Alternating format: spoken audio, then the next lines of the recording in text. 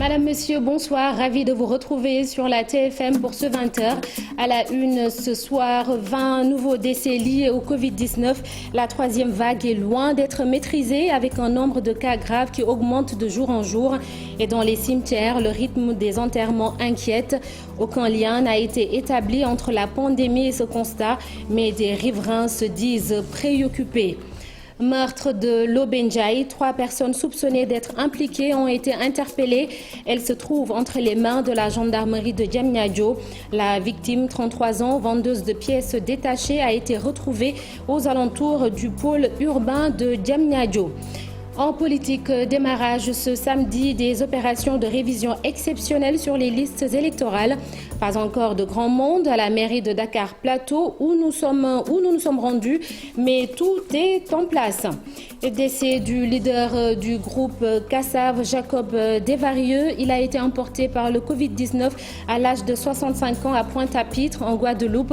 À suivre le témoignage d'une de ses amies avec qui il a vécu quelque temps à Dakar. Et puis en sport, afro-basket féminin au Cameroun, le Sénégal connaît ses adversaires. Notre pays est logé dans la poule C avec l'Égypte et le Gabon. Nous vous présenterons les autres poules.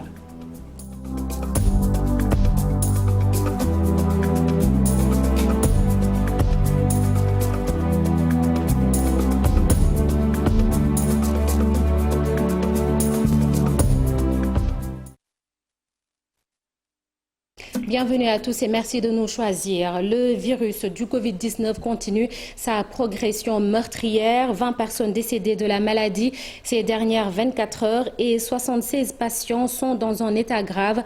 On compte 1045 nouvelles contaminations dans le dernier bilan et le nombre de personnes vaccinées est de 806 510. Depuis le début de la troisième vague, le nombre d'enterrements a triplé dans des cimetières de Saint-Louis. Les responsables de ces lieux sont très inquiets, bien qu'il n'y ait pas officiellement de lien entre ces décès et la pandémie de Covid-19 à Marmial, Tchem et Tchakandiaï. Le constat fait par nos reporters est le même. Ousseynou Diop et Habib Sek. Et Tchakandiaï, 2 cimetières musulmans. Dans ces lieux, chaque jour, c'est des va-et-vient sans cesse des parents et amis pour enterrer leurs morts. À Marmial, par exemple, on enregistre depuis le 26 juillet plus de 5 enterrements par jour. En 3 jours, 21 personnes sont enterrées ici. Le fossoyeur ici présent m'a dit qu'il est très inquiet parce qu'il a creusé en une journée beaucoup de tombes. La preuve, entre le 26 juillet et aujourd'hui, on a enterré plus de 20 personnes dans les cimetières. 20 personnes daal. Même constat à Tchem et Tchakandiaï, dans ces cimetières situés entre les quartiers de Gendar et Hydrobase, nombreux enterrements inquiètent les gestionnaires du site. Aujourd'hui, tous les responsables des morgues sont très inquiets à cause des multiples décès enregistrés. Chaque jour, dans la morgue, on enregistre plus de 4 décès, en plus des autres morts qui nous viennent de Pékin, de Djaminar et des autres quartiers de Saint-Louis. Où on peut avoir entre 10, 9, 8, parfois même 15 enterrements par jour. Lors de notre reportage, nous avons aussi rencontré Ibrahima Nia, un habitant de Bayal. Son témoignage est plus que glaçant. J'ai perdu presque la moitié de mes parents. La maladie est réelle et elle est très dangereuse. Dans chaque maison, il y a une personne emportée par la Covid. Ces multiples décès enregistrés à Saint-Louis sont-ils liés à la Covid-19 ou à d'autres maladies aggravées par le coronavirus? Pour le moment, même certains parents ne peuvent pas répondre à ces questions. Mais ce qui est sûr, c'est que depuis le début de la troisième vague, le nombre de morts dans la vieille ville passe du simple au triple. Et vous l'avez sans doute remarqué, les Sénégalais ont pris d'assaut les structures de santé pour se faire vacciner. Des unités mobiles ont même été installées à quelques endroits. Le SYNPICS, le syndicat national des professionnels de l'information et de la communication, en a bénéficié donc de ces unités mobiles pour faciliter la vaccination aux journalistes, aux techniciens et aux travailleurs des médias. Les équipes médicales sont installées à la maison de la presse Babacar Touré pour 3 jours. Le reportage de Fatou Bintou Conté. Ils sont venus très tôt se faire vacciner, les journalistes, techniciens et autres travailleurs des médias. Une unité de vaccination leur a été installée à la maison de la presse, car étant jugés comme des personnes à risque, mais également des vecteurs de transmission de la maladie au vu de leur déplacement. Nous savons qu'aujourd'hui les journalistes sont très exposés. Nous avons vu qu'avec la première vague et la deuxième vague, il y a eu des restrictions. Il y a beaucoup de gens qui ont travaillé chez eux, alors que les journalistes étaient obligés de sortir et de chercher l'information pour informer la population. Les journalistes sont partout. C'est eux qui relaient l'information partout, donc la vaccination est nécessaire pour les protéger, parce qu'ils sont tout le temps sur le terrain. Face à la troisième vague qui fait actuellement des ravages, le secteur de la presse n'est pas épargné. Actuellement, on dénombre plus d'une cinquantaine de journalistes ayant contracté la maladie. Certaines presses même qui ont fait état d'une cinquantaine de journalistes qui ont été infectés. Et je pense que c'est une bonne initiative. On devait aller dans ce sens pour permettre au moins ces gens-là, ces gens qui sont souvent exposés, qui sont chaque jour dehors, d'être protégés contre la Covid-19. Une initiative à saluer, d'autant plus que la presse demeure aussi un moyen de sensibilisation. Le syndicat en tant qu'organe de représentation des journalistes, que ce syndicat-là puisse prendre une telle initiative, c'est important. Parce que ça évite aux gens de se déplacer dans ce contexte-là, de se regrouper. En tant que journaliste, je pense que c'est quelque chose d'important aussi, parce que nous sommes des professionnels des médias. Donc nous sommes un vecteur de communication et de sensibilisation. Il faut noter que pendant 3 jours, la presse aura l'opportunité de se faire vacciner. Merci Fatou Bintou Conté. Et avec les structures de santé débordées à cause du Covid-19, on serait tenté de croire que les autres maladies sont reléguées au second plan. Eh bien, ce n'est pas le cas. À l'hôpital Abass Ndao, par exemple, en dehors des différents services spécialisés, les urgences fonctionnent 24 heures sur 24.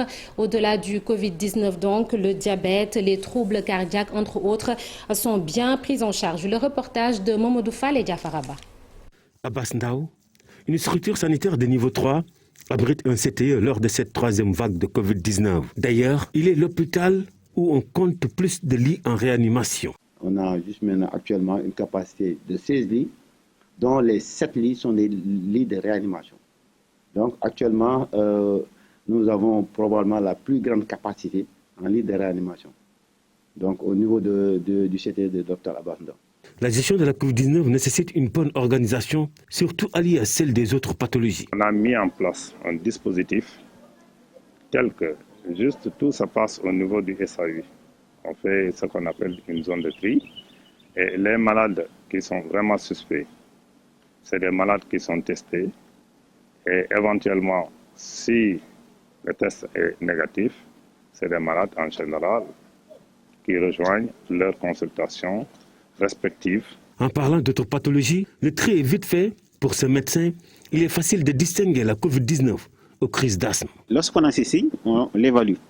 On l'évalue sur plusieurs critères et on donne un résultat définitif. Mais il arrive, comme vous le dites, il y a des autres pathologies qui viennent pour des problèmes respiratoires, qui ne sont pas pourtant des pathologies de Covid. Malgré la pression, l'hôpital Abass Ndao suit son cours normal. Beaucoup d'autres pathologies sont prises en compte. Hors de la gestion de la Covid-19, il y a aussi l'existence de ces autres pathologies.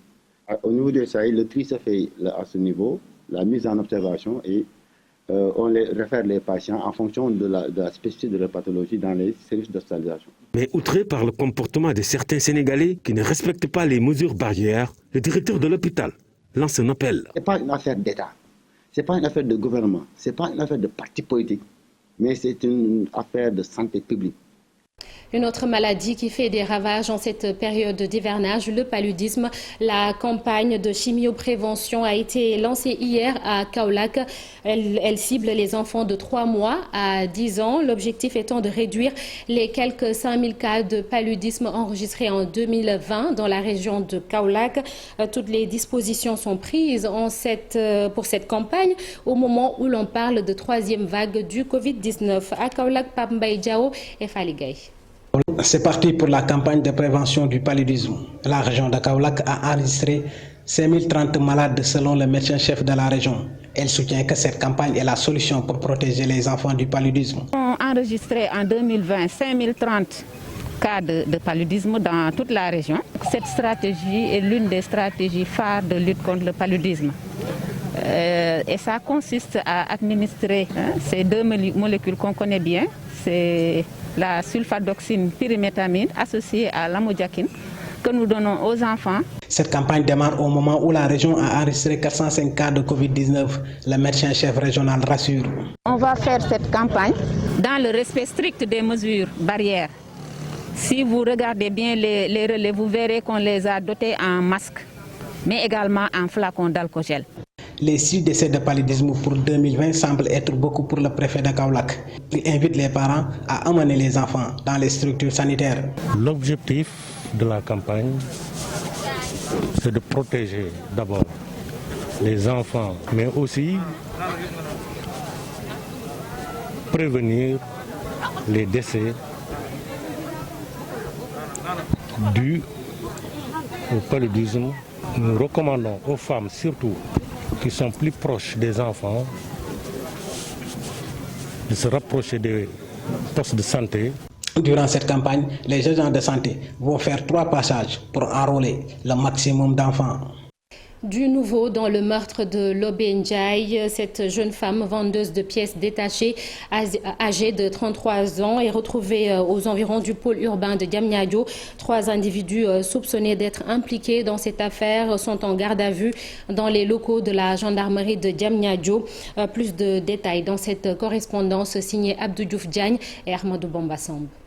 Au moins 3 personnes ont été interpellées dans le cadre de l'enquête sur le meurtre de Lobé Ndiaye, a-t-on appris de sources proches du dossier. Le premier suspect serait un marabout féticheur domicilié à Thiaroye Azur dans la banlieue dakaroise. Selon l'enquête de la gendarmerie, la victime avait rendez-vous avec lui lorsqu'elle a été aperçue. La dernière fois, selon une source proche du dossier, les 2 personnes se connaissaient. D'ailleurs, dit-on, le marabout formulait des prières pour elle. En effet, selon toujours notre source, la dame avait ouvert une autre place d'affaires à Diamniadio et solliciter les services du marabout. Le deuxième suspect est, selon notre source, le conducteur du véhicule utilisé pour jeter le corps de Lobé Ndiaye aux environs du pôle urbain de Diamniadio. Et le troisième suspect est considéré comme un complice. Le mobile du crime reste pour l'heure inconnu. Agression pour certains, sacrifice humain ou tentative de viol qui a mal tourné. Pour d'autres, l'enquête permettra d'éclairer l'opinion sur cette. L'enquête sur la tentative de fraude de candidats au bac à Pékès se poursuit également. Les 15 candidats ont été libérés, mais leur complice est activement recherché. Ce serait un professeur en service au cours privé, Abdou Karim Baké de Guédiawaye.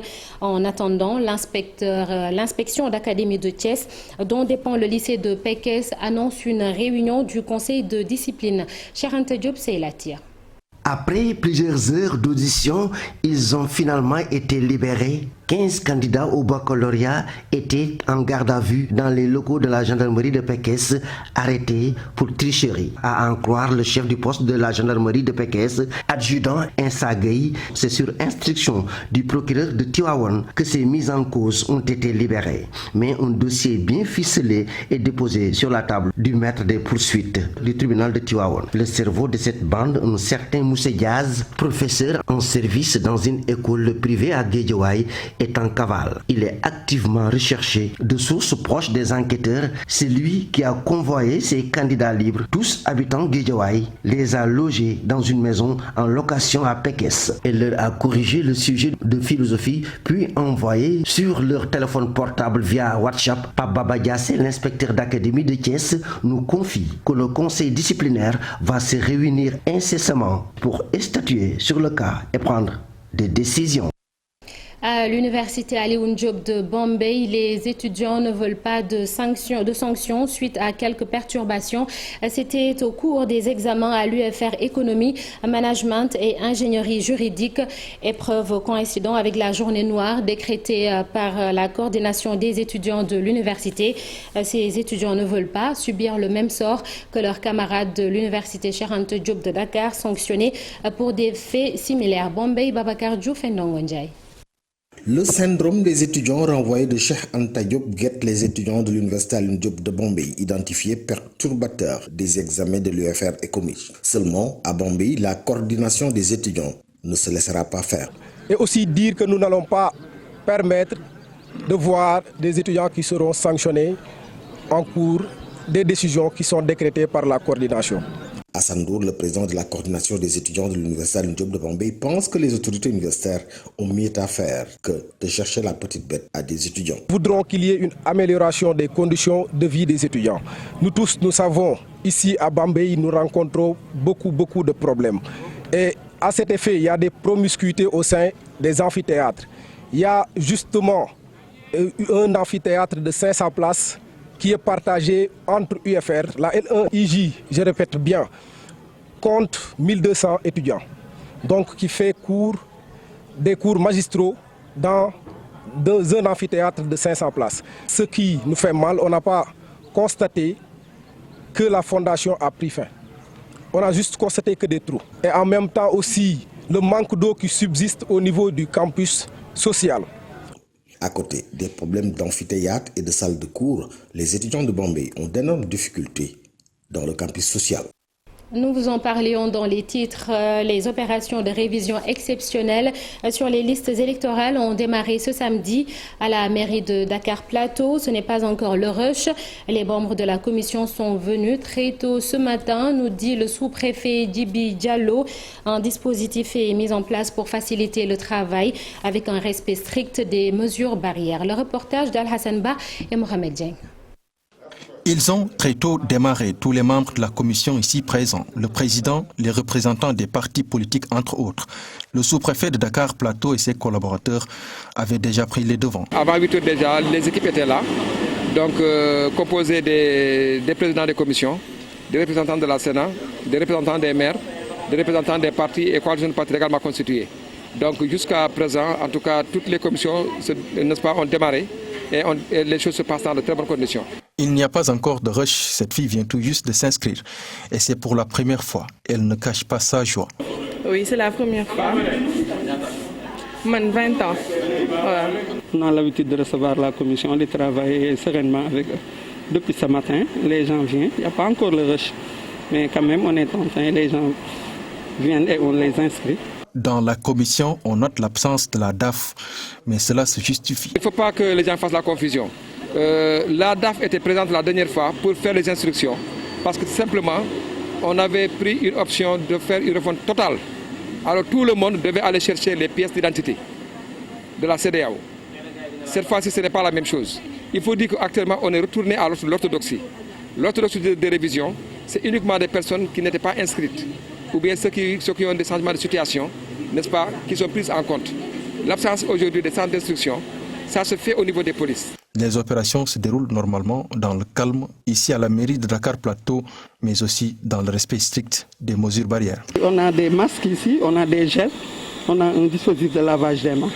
Et puis on respecte aussi, on est en train de la distanciation sociale, parce qu'on fait rentrer les personnes unanimes. Elle invite les populations à venir s'inscrire et ne pas attendre au dernier moment. Ne pas rester à la dernière minute pour avoir un rush, surtout avec la pandémie. Et pour les prochaines locales, le ballet du Sine voit le jour à Fatick. Il s'agit d'un mouvement citoyen qui ambitionne de changer l'actuelle équipe municipale.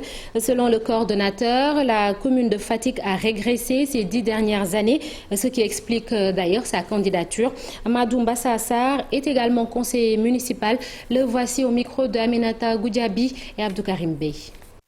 Fatick est entre de mauvaises mains depuis 10 ans. Le maire qui est là prend les réalisations de l'État, il en fait bilan, alors que nous savons que ces programmes-là sont des programmes de l'État. Mais le maire que nous avons, il a un bilan zéro, un bilan négatif. Il passe tout son temps à dire que la mairie de Fatick n'a pas de recettes. Or que ce recul par rapport au recouvrement que la mairie de Fatick effectue chaque année, ce recul a commencé avec le maire Matar Ba. Nous, en tant que conseillers municipaux, nous savons les capacités financières de la mairie de Fatick. Et nous savons que la mairie de Fatick peut recouvrer plus que ce qu'elle recouvre actuellement. Parce que nous avons fait une analyse du compte administratif de la mairie de Fatick et nous avons constaté que lorsque le président Macky Sall était maire de Fatick, la commune de Fatick recouvrait entre 500 millions et 600 millions par année. Mais avec Matar Ba, la commune de Fatick chaque année recouvre entre 200 millions et 300 millions. Donc vous voyez le gap. Ces jeunes qui sont là, c'est ce qu'ils ont compris. Et c'est pourquoi ils ont eu l'initiative, l'heureuse initiative de créer un mouvement citoyen dénommé le Ballet du Sine. Et lorsqu'ils ont fait leur sélection, ils m'ont choisi. Retour à Dakar pour parler de sécurité sanitaire des aliments, une question vitale. Les femmes transformatrices de produits halieutiques à Thiaroye ont pu en savoir davantage grâce à un projet porté par l'USAID, l'Agence de développement des États-Unis et une autre structure.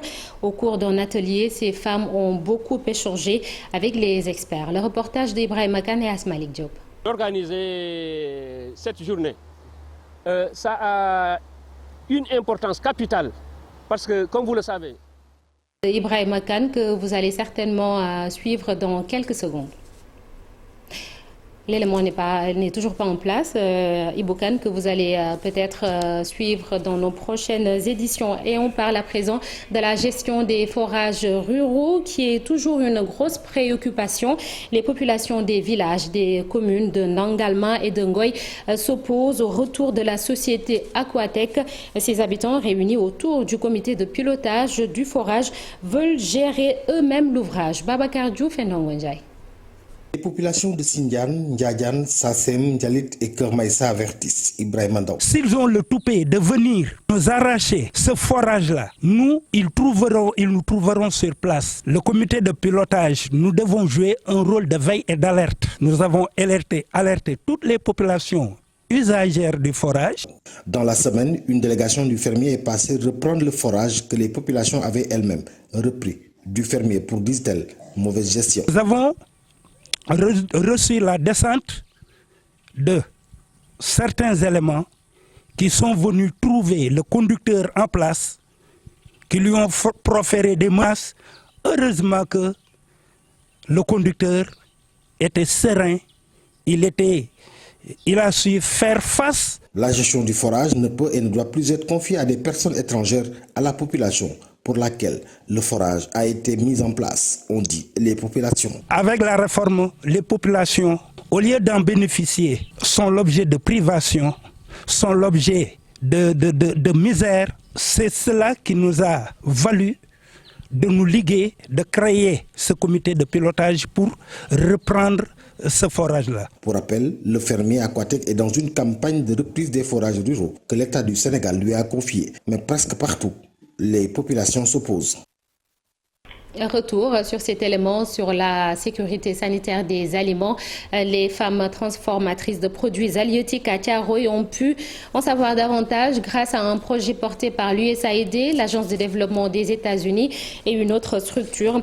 Au cours d'un atelier, ces femmes ont beaucoup échangé avec les experts. Ibrahim Khan et Asmalik Diop. Sur ce site, des femmes s'activent autour de la transformation du poisson. Une activité créatrice d'emplois, mais souvent dans des conditions difficiles. ñàkk xëy na hygiène bi ñu war a am ñu ngi ci sax mais dafa des comme ñoom dañoo ñëw pour pousser ñu pour loolu am ba ñu mën a valoriser suñu produit war nañ ko emballer war nañ ko bag yi ñu koy defee war na sell yooyu yëpp daf ñoo xaw a manqué kuñ ci jàppale aussi ñu jël parce que set ak sellal moom toujours ci wàllu transformation daf cee war a am. La sécurité sanitaire de ces aliments, une question au centre des préoccupations de tous sur ce site dans ce contexte de Covid-19. Tout le sens qu'il faut donner à cet atelier de co-conception avec ces femmes transformatrices de produits de mer, une initiative du projet Feed the Future Sénégal, BD4FS. Parler avec elles des défis auxquels elles sont confrontées, les écouter, parce beaucoup d'entre elles sont nées dans ce site de transformation. Les écouter, leur demander les solutions qu'elles proposent et avec elles co-créer, élaborer un plan d'action qui nous permette d'améliorer les conditions sanitaires de leurs produits. Des échanges sur les normes d'hygiène et sur la sécurité sanitaire des aliments, entre autres, hautement salués par les bénéficiaires. Belle initiative, parce que c'est ce que nous demandons à chaque fois à l'endroit de cette structure, de nous accompagner, surtout du côté hygiène et qualité. Qui dit de sécurité alimentaire parle de hygiène et de la qualité. Avec leur partenaire BD4FS, ces femmes transformatrices sises à Thiaroye-sur-Mer se disent conscientes de la nécessité, voire de l'obligation, d'assurer une sécurité sanitaire à ces aliments. Le monde de la musique perd un immense talent en la personne de Jacob Desvarieux. Le guitariste, chanteur, leader du groupe Kassav est décédé hier à l'âge de 65 ans des suites du Covid-19. L'artiste guadeloupéen avait été hospitalisé le 12 juillet dernier à Pointe-à-Pitre. Ibou Diouf revient sur une partie de son parcours.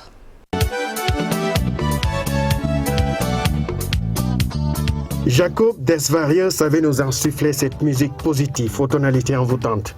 Te voilà désormais, grain de sable dans le vent. Nous devrons dès à présent nous satisfaire de ces sons sans son légendaire sourire. L'impact de Kassav et donc de Jacob Desvarieux est immense dans le monde de la musique.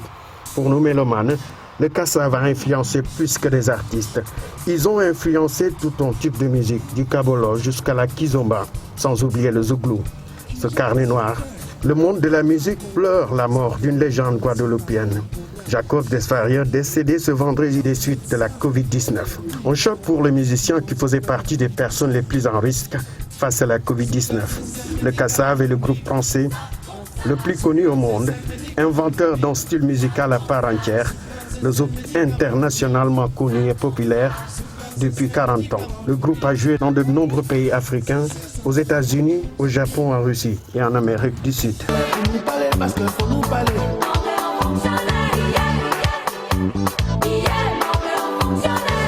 Un cocktail qui donnera naissance à des tubes festifs et dansants chantés en créole comme Zouk La Cécelle, Médicaman et Nouni.